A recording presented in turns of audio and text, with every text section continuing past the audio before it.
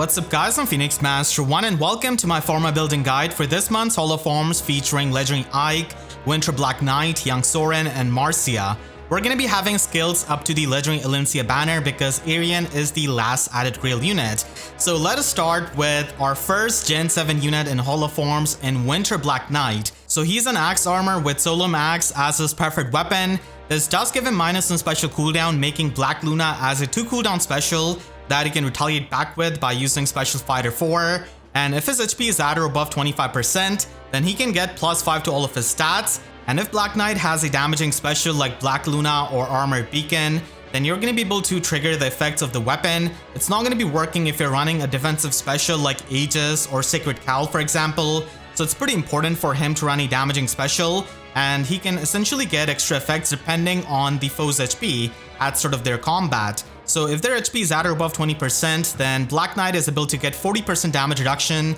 on foe's first attack. And if their HP is at or above 40%, then he can debuff the foe's attack and speed by 25% of their visible attack stat. And this can go all the way up to -10 debuffs, which is really good for a fast armor. And finally, if the foe's HP is at or above 60%, then he does get the null follow-up effect, which is amazing as a faster armor. Unfortunately, he doesn't really have Lightless Luna of Ninja Zelgius, so he does have Black Luna, which is still good, but it doesn't really work as an Armored Beacon or Armored Flow skill for giving you that kind of damage reduction, so it's a bit unfortunate, but still, Black Luna is helpful in killing many of the things, especially with the skills that he can try and get. So Black Knight with his base kit can still function as a Far Savior, but he's definitely not one of the better Far Saviors because of his color and the fact that he can only run the defensive specials like Aegis, for example, with Hardy Fighter, which a lot of the armor units want to run for the max damage reduction. Range threats nowadays are absolutely insane with their nuking potential, so Far Saving is going to be a bit harder in this kind of environment. And if you're going to be spending your Forma Soul on him, then you can definitely try and make him as a near save unit, where he's going to be having a much better time operating compared to being a Far Savior. And even if he's going to be run as a near savior, I think that he should be getting Armored Beacon as a special, because if you ever have to switch up to his base kit Far Save for something like a limited battle or something like that, then Armored Beacon is going to be helpful for that. And as it is, since you're going to be spending a Forma Soul, you might as well get Armored Beacon because he's already going to be having Black Luna with his base kit. So getting the special is going to be helpful, and you can also get Attack Speed Unity as the best lottery option when it comes to near saving as a fast armor. And for slot B, there is going to be a lot of overlap with many of the fighter skills, and obviously he doesn't really want to have Hardy Fighter because of the condition of his weapon. So that's why you can get Special Spiral 4, because it allows him to completely pierce through the damage reduction of the opponents with his Black Luna.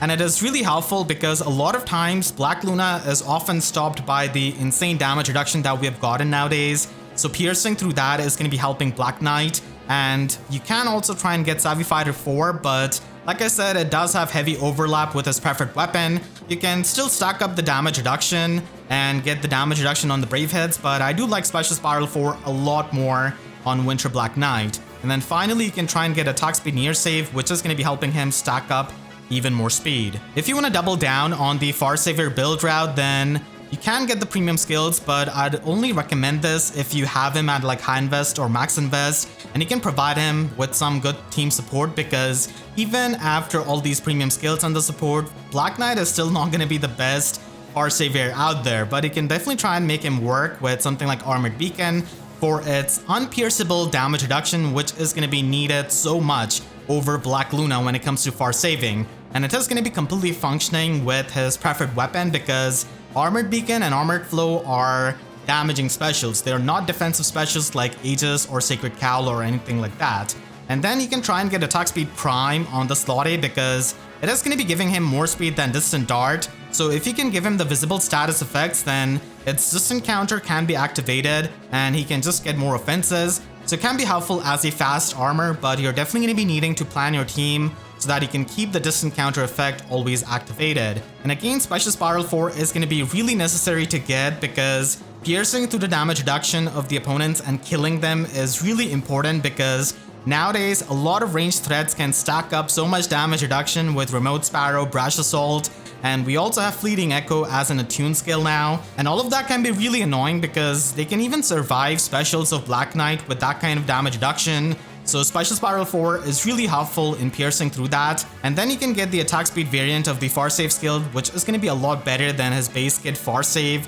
for stacking up the speed. Young Soren is a colorless infantry mage with a droid War Tome as his preferred weapon. He's no Brave Soren, but I think that he's still pretty solid because of the things that he can do with his preferred weapon. So it gives him minus on special cooldown, making Iceberg and stuff like Flare into a 2 cooldown special. And if his HP is at or above 25%, then he can get +6 attack and resistance in the combat. And he can get even more effects depending on the value of his resistance minus foe's resistance. So this is basically an in-combat resistance check, and if he has got 1 or more resistance than the foe, then he can get the guaranteed follow-up attack, which is pretty helpful because he's not that fast, and it's not going to be all that hard to meet this kind of check. And if he has got 5 or more resistance, then he can essentially get the physical sweep, which is better than melee sweep that we have seen on units like Legendary Lin, for example. So if the foe has got any kind of physical weapon, including bows and daggers, then they're not able to counterattack, which is really good for something like Aetherite's defense.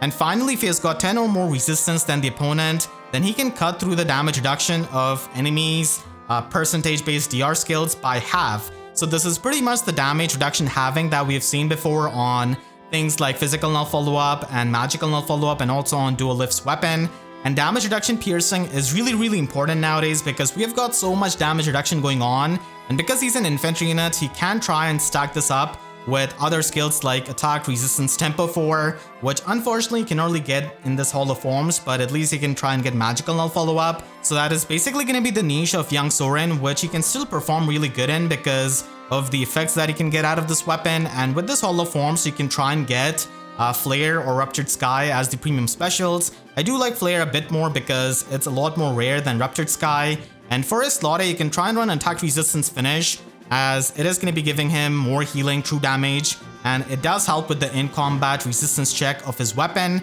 But since we're running a ploy skill, if you want, you can try and double down with Stillwater 4, but I do think that the finish skill is a lot better because even like Unmerge, as you can see, he's not really going to be having too much trouble triggering his ploy skill against a lot of the threats, so he can still try and run attack resistance finish for the other effects, which is going to be helping him quite a lot. And then Magical Null Follow-Up is going to be the single best slot B skill that you can get on him because it can stack up multiplicatively with his preferred weapon, which means that he can pierce through the damage reduction of the enemies by 75%. And this is really good because you're not going to be depending on any kind of specials with like Special Spiral 4 to pierce through the damage reduction. And as we've seen before with Brave Marianne and Bramimon's Weapon Refined, stacking up damage reduction piercing is really helpful and quite consistent. So you can try and get this, but if not, then Special Spiral 4 can be the next best option, and Sabotage Attack Resistance would also be an option if you have already given him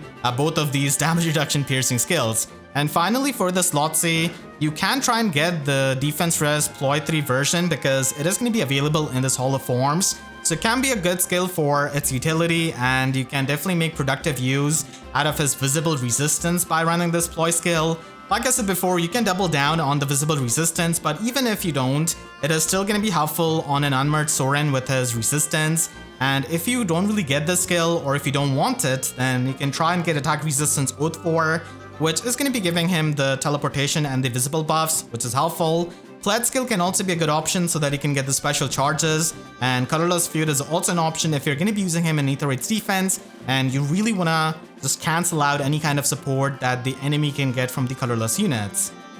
Legendary Ike, despite being a Radiant Dawn hero in FEH, is still going to be available in this Path of Radiance Hall of Forms because we have 0 legendary and mythic units from that game, and he's in a really competitive class type which is constantly getting new units and taking it to the next level, so it is really hard for him to compete, especially without merges and the Dragon Flowers as an older unit. So only try and get Legendary Ike if you're a big Ike fan, or if you already have him at plus and merge, or you're on your path to plus and merging him, because otherwise it is really not going to be worth it as a one-off copy. So unfortunately, Ragnell's Weapon Refined doesn't really do too much. It still has the distance counter effect, and it does give him minus on special cooldown, so Radiant Ether 2 becomes a 3 cooldown special, and if his HP is at or above 25%, then he can get +4 to all of his stats. Radiant Ether 2 is a pretty unfortunate remix for him, but still, it can help him with the Super Quick and Pulse effect, which gives him -2 special cooldown at start of turn 1. So this makes Radiant Ether 2 into a 1 cooldown special, which can be helpful so that he can retaliate back with it, and with the use of some of the premium skills, you can try and loop it and trigger it again and again because it is going to be healing you up, which is going to be pretty nice. So if you're going to be using a Forma Soul for him, then you can try and get a premium special like Ruptured Sky, even though Radiant Ether 2 is a special that he's going to be running most of the time. And if you don't really want to tank the ranged enemies with Ragnell, then you can try and get an alternate weapon for the melee tanking like Flame Gun by Plus or even Wyvern Katana Plus. And if you're going to be running him with Ragnell, then Attack Resistance Finish 4 is going to be a pretty amazing slotty skill that he can run for getting even more healing and true damage. And boosting up his resistance is really needed because he doesn't have the highest resistance for a unit with no damage reduction in his weapon and with this encounter. But if you want to get some other options, then Fire Flood Boost 3 is actually pretty nice because it gives you more magical bulk, extra HP, and also the guard effect, which is going to be helpful in tanking. And you can also run him with the Unity skills if you're going to be stacking up the grand strategy with Legendary Male Robin, who's also an Earth Legendary unit just like Legendary Ike. And for slot B, Special Spiral 4 is amazing because it allows you to completely pierce through the damage reduction of the enemies with his Radiant Ether 2, and also allows you to get +5 true damage on the special trigger, which is going to be stacking up with the finish kill. And Legendary Ike can, try and get as much damage output as he possibly can because he's probably not going to be surviving the follow-up attack of many of the enemies, at least in the modern times when we have got insane nukes, and the fact that he doesn't really have any kind of damage reduction unless you provide him some kind of support. For slot C, you can try and get Time Pulse 4 because it is going to be stacking up with Radiant Ether 2, and it is going to be fully charging it up at turn 1, and it also stacks up with Special Spiral 4 so that you can always loop Radiant Ether and have it charged up. And it also means that you're really not going to be caring about the guard effect or the tempo effect of the enemies. The other good option for slot C is also Attack Speed Pledge, which gives you the special charges status and also the visible buffs. So it can be helpful with the other builds if you're not going to be using Ragnell. But still, I do like Time Pulse 4 if you're going to be running him with Special Spiral 4 with Radiant Ether 2. And unfortunately, he's not going to be having access to bonus doubler 4 in this holo forms, which could have been a pretty nice slotty skill.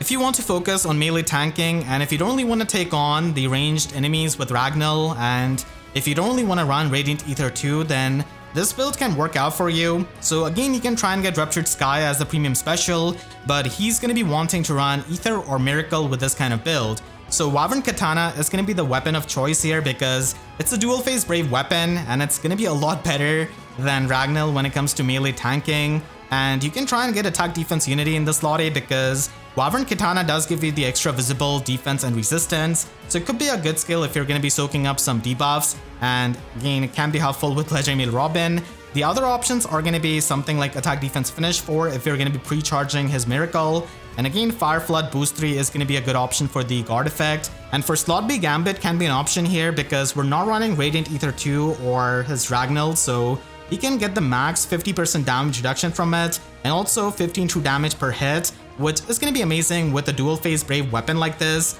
And keep in mind that Gambit only works with Ether or Miracle and not Gale Force, and this is going to be making him more bulky, which is much needed. And because we're running a 5 cooldown special, you can try and get Attack Speed Pledge because of the special charges effect, and it can help you trigger even high cooldown specials like Ether a lot easily with this kind of dual phase brave weapon. The final unit of this batch is going to be Marcia, who's a Lance Flyer in the 3-star 4-star pool. So this is only going to be worth getting with your Forma Soul if you're going to be plus and merging her, and if you're going to be giving her maybe an arcane weapon like Arcane Lewin. And speaking of that, Arcane Lewin is available in Legendary Dimitri's Remix banner, and it does have a spark for everyone. So if you want to upgrade your Marcia, then this could be a very good month for you. Unfortunately for her, she does face a lot of competition in that class, and she pretty much gets outclassed by Summermill Shez, who's available in the Grail pool, and he is also going to be having a preferred weapon, and he can just have much better offenses with that kind of weapon,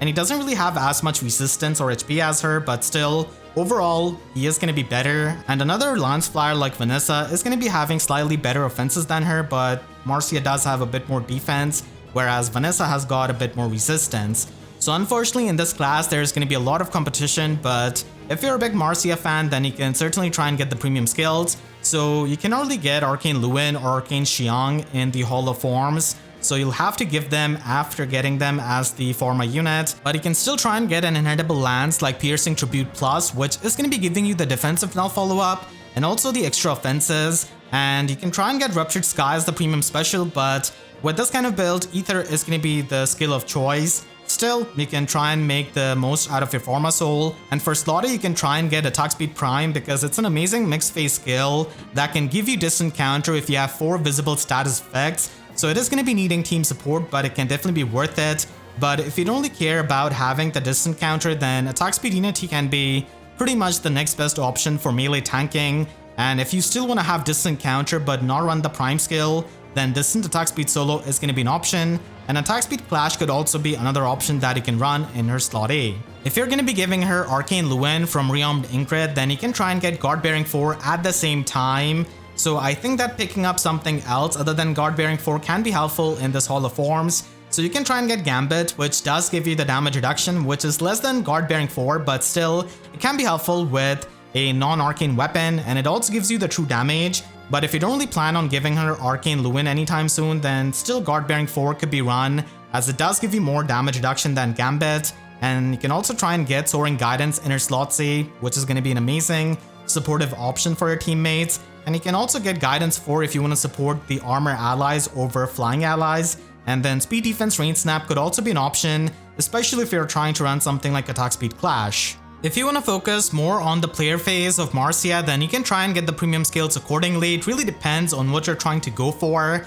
So again, the Arcane Lances are not going to be available, but you can still try and get something like Ninja Naginata Plus, which is going to be having good synergy with aerial maneuvers and its dive bomb effect. And the reason why player phase nuking can still be a good option is because we have some amazing premium skills like Flared Sparrow available, which is going to be helping you set up the flame terrain, and it is amazing for the nuking. And since the solo form is going to be having skills up to the Legendary Elincia banner, you can try and get aerial maneuvers as the slot B skill, because it gives you 2-space warping and also gives you the dive bomb effect at the same time. And it can work perfectly fine with the 2 arcane weapons that we have gotten, and it is going to be having good synergy with the null follow-up effect of Arcane Luin, and she's going to be enjoying the special charges with Arcane Xiang, especially if she's going to be running something like Gale Force. For her slots, you can try and run Guidance 4 or Soaring Guidance. Unfortunately, Alarm skill are not available for the flying units, and they can only get it, which would have been really good for this kind of build for the Kanto and the retreating.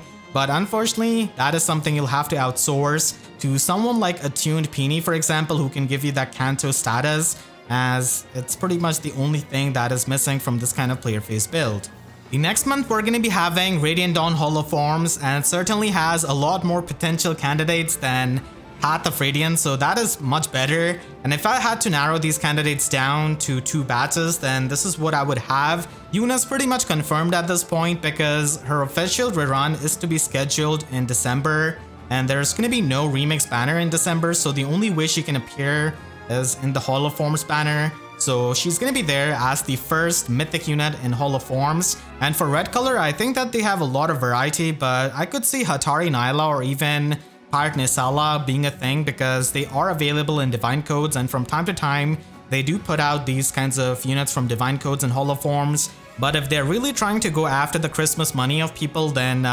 Lucia could also be an option technically, because she is well within the threshold of the Hall of Forms units that could appear. So that is going to be an interesting option if they want to go for that. And for the blue unit, I think we can have either of the Grail units in Kadean Soren or Summer Elincia. And for colorless, I think that Summer Micaiah has a pretty good chance as a colorless Mage Cavalier because of the skills that she can get, and she's also really popular. But if not, then Newer Liar could also be an option because they love their 4-star focuses, and she could also be a part of the limited ephemera manual in the future. So come back to this video to see if I was right or not, and if you enjoyed this video, make sure to share this with your friends if they're trying to build up any of these units from the Hall of Forms. And if you did enjoy, then make sure to leave a like and a comment, helps you tremendously. And if you really enjoyed, you could always support me directly by using super thanks down below or by becoming a YouTube member. And for more FEH videos, make sure to subscribe and hit the notification bell, because YouTube sub boxes are about as functional as the amount of legendary and mythic units we have for Path of Radiance. So with that said, I'll see you guys next time. Thanks so much for watching and have a great day.